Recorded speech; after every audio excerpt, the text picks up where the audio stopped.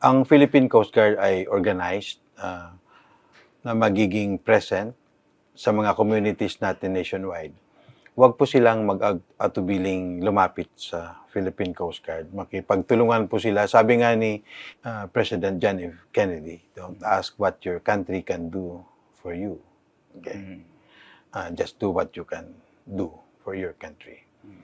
So, yun po ang isang reminder sa atin na it always takes two to tango. Kung gusto natin na mapaganda yung buhay natin bilang isang bansa, dapat magtulungan yung taong bayan at mga ahensya ng gobyerno.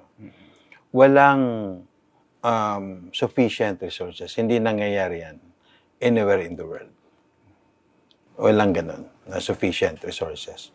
Ngunit magkakaroon ng tamang resources kung lahat ay nagtutulong-tulong, napupunuan kung ano man yung pagkukulang ng bawat isa. We should always aspire to work as one para walang mapag-iwanan at wala ding pangangailangan na walang magpupuno.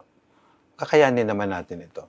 We just have to be more mindful na lahat tayo ay Pilipino.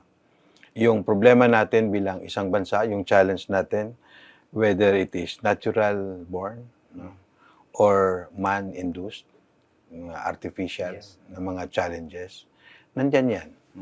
Harapin natin we face it squarely, and again, we ask ourselves, ano ang pwede nating magawa para sa ating bansa?